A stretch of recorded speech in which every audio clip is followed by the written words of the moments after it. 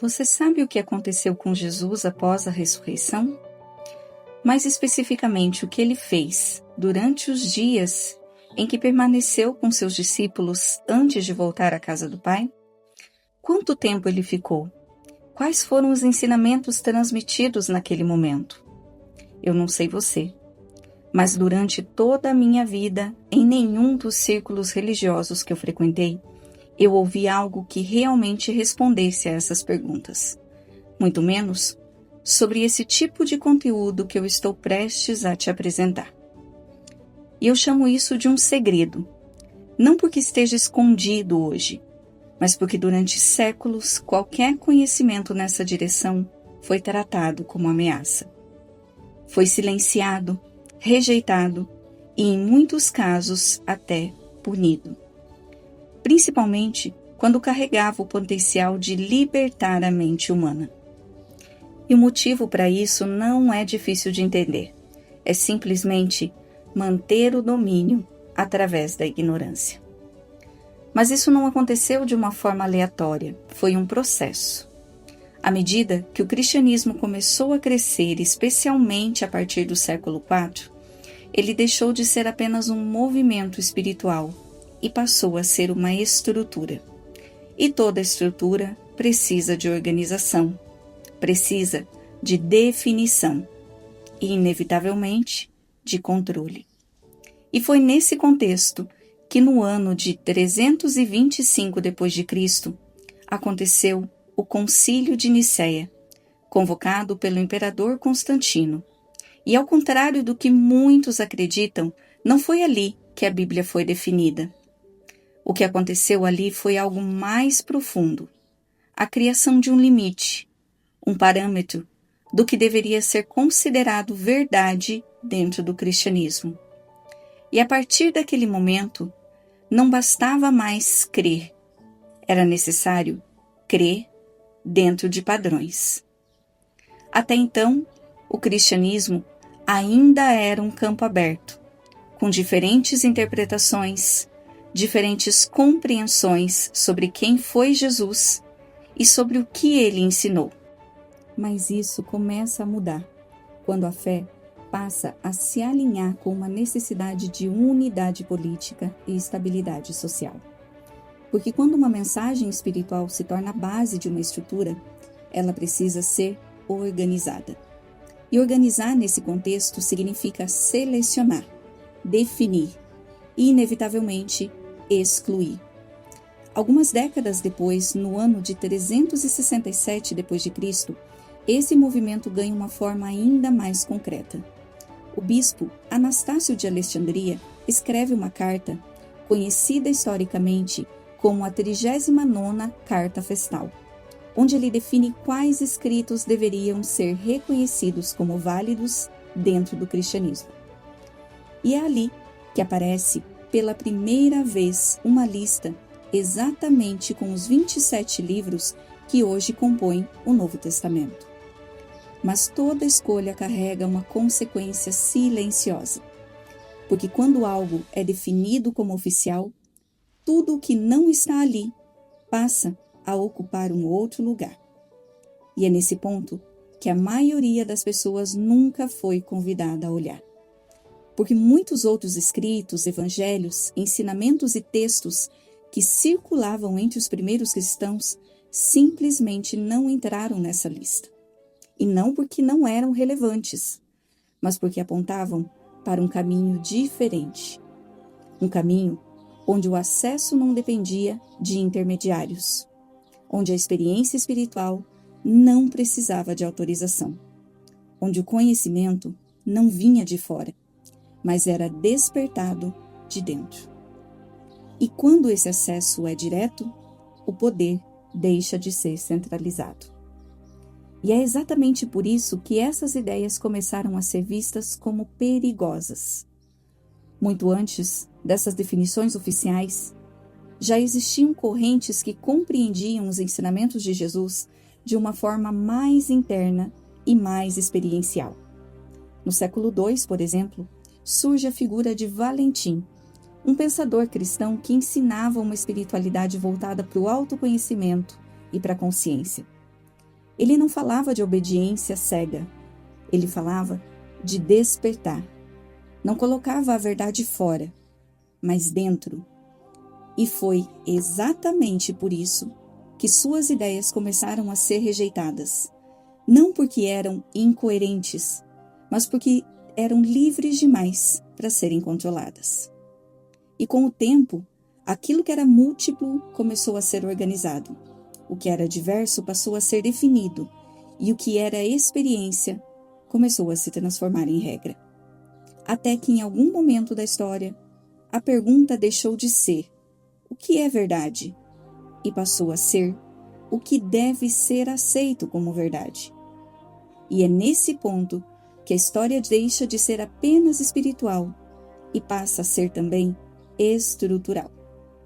Porque não se tratava apenas de preservar ensinamentos, se tratava de decidir quais ensinamentos permaneceriam e quais desapareceriam com o tempo. E talvez o mais importante de tudo isso não seja apenas o que foi incluído, mas aquilo que ficou de fora e por que ficou de fora.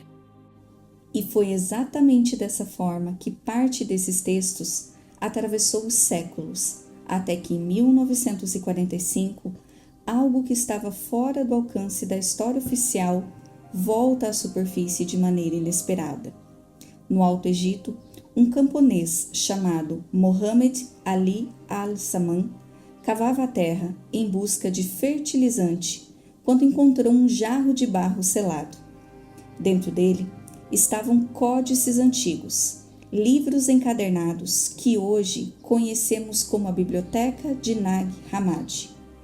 Textos que haviam permanecido ocultos por mais de 1.600 anos e que, ao serem abertos, revelaram algo que muda completamente a percepção que se tinha sobre os primeiros séculos do cristianismo. Esses escritos mostravam que não existia apenas uma forma de compreender os ensinamentos de Jesus. Existiam outras leituras, outros caminhos, outras abordagens, muitas delas centradas na experiência direta, no conhecimento interno e na consciência, e não apenas na estrutura que acabou se consolidando.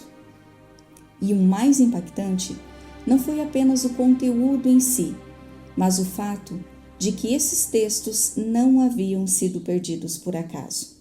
Eles foram preservados, guardados e só reapareceram quando o contexto histórico já era outro.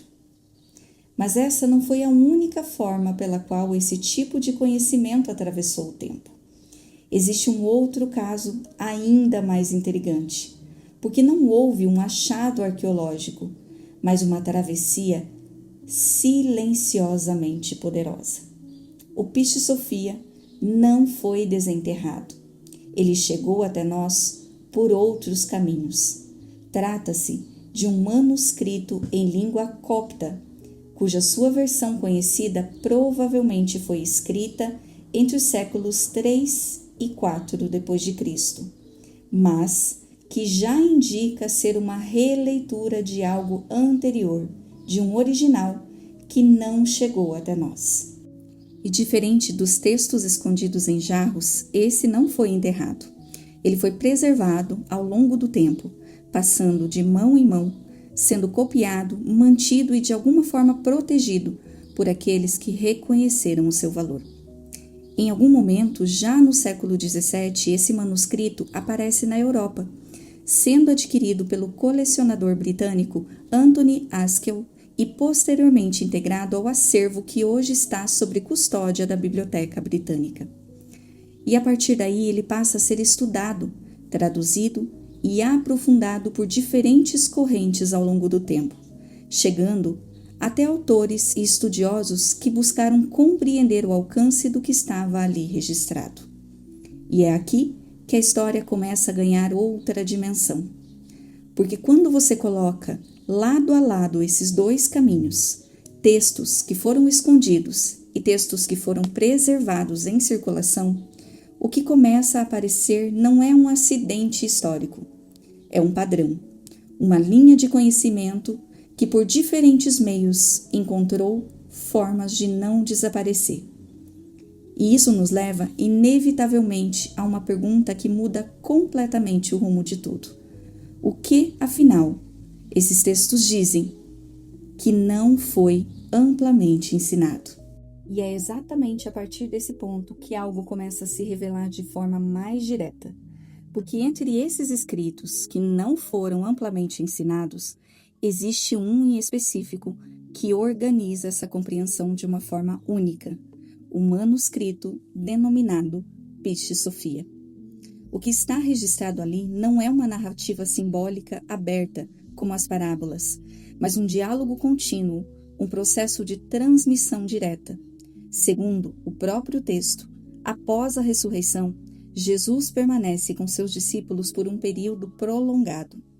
Algumas leituras indicam cerca de 11 anos, ensinando de forma contínua, respondendo perguntas, aprofundando questões e conduzindo a uma compreensão que não aparece de forma acessível nos textos que foram amplamente divulgados.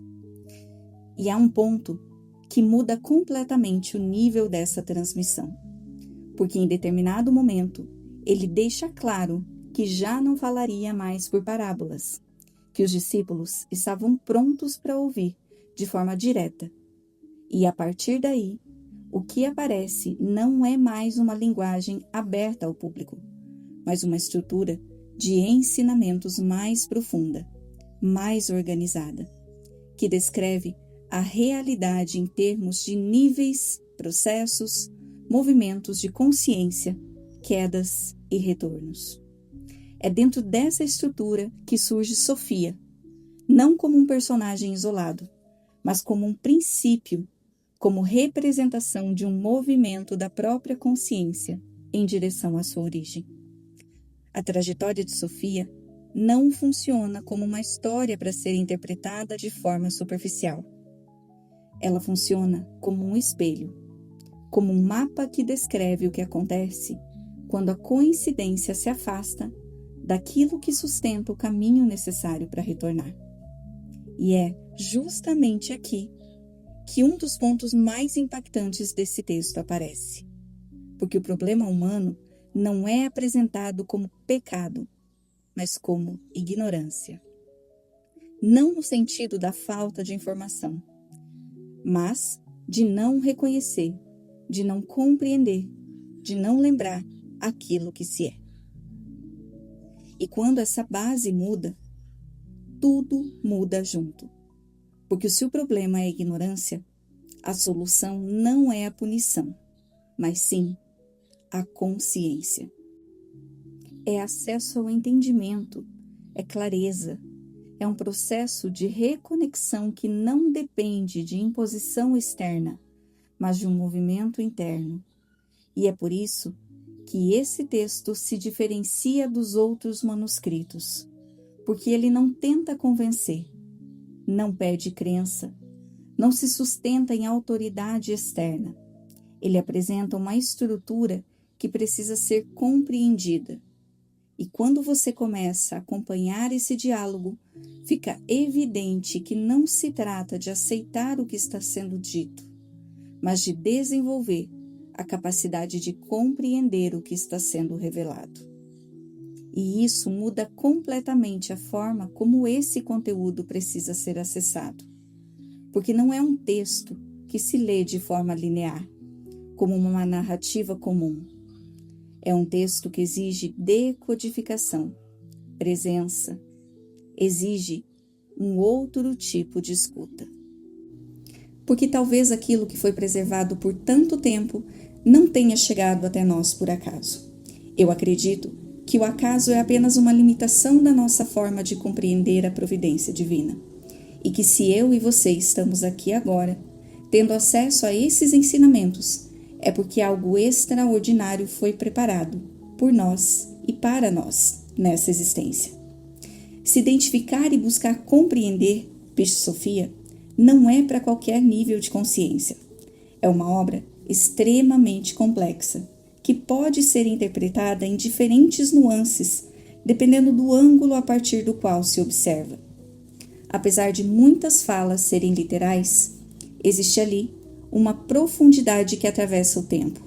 Jesus consegue transmitir ensinamentos que não ficam presos a uma época, mas que continuam vivos, acessíveis e compreensíveis, mesmo séculos depois. Por muito tempo eu pensei em uma forma de levar Pistisofia ao mundo, até que, ao final dos meus estudos, recebi uma intuição muito clara de falar sobre o que esse contato significou para mim. E a partir disso, compartilhar com outras pessoas através de um meio que permita que essa mensagem alcance o maior número possível de consciências. Então, se você chegou até aqui, deixe o seu comentário. Me conta o que você está percebendo, o que isso já começou a provocar em você e também de que lugar do mundo você está assistindo a esse vídeo. Dessa forma, você me ajuda a expandir o alcance dessa mensagem que, para mim, tem um potencial real de libertar a mente e ampliar a forma como a gente compreende a própria existência. E é exatamente aqui que eu quero começar a te mostrar alguns pontos que esse texto traz. Porque o que está ali não é apenas diferente do que foi amplamente ensinado. Em muitos momentos, é completamente oposto. O primeiro ponto que chama a atenção é que em Pistisofia, Jesus não está ensinando para multidões. Ele está em um contexto fechado, falando diretamente com seus discípulos, respondendo perguntas, aprofundando questões e conduzindo um tipo de compreensão que não aparece de forma aberta nos evangelhos mais conhecidos. Outro ponto que rompe completamente com o padrão é a forma como a realidade espiritual é apresentada, não como algo simplificado, dividido entre o céu e o inferno, certo e errado, mas como uma estrutura muito mais complexa, com níveis, processos e movimentos que envolvem consciência, ignorância, queda e retorno. E talvez um dos aspectos mais impactantes seja a forma como o problema humano é colocado. Não como pecado, mas como falta de conhecimento.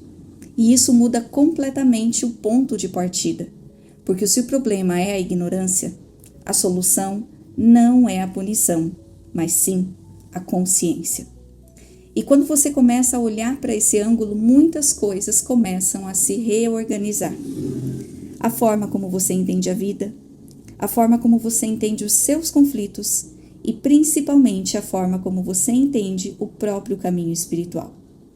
E quanto mais eu me aprofundava nesse material, mais eu percebia que o que estava ali não poderia ser resumido em um único vídeo. Porque existem pontos dentro de Pistisofia que simplesmente não aparecem em nenhum outro lugar e que quando você começa a ter contato, mudam completamente a forma como você entende tudo. Ali, Jesus não está mais falando em parábolas. Em determinado momento, ele deixa isso muito claro para os discípulos, que agora eles estavam prontos para ouvir de forma direta, sem figuras, sem códigos ocultos na linguagem. E isso muda completamente o nível da transmissão. O próprio grupo de discípulos que aparece ali já não é limitado aos 12 que normalmente são mencionados. Existem outros nomes cuja presença inclui mulheres que participam ativamente desse processo de escuta, questionamento e compreensão.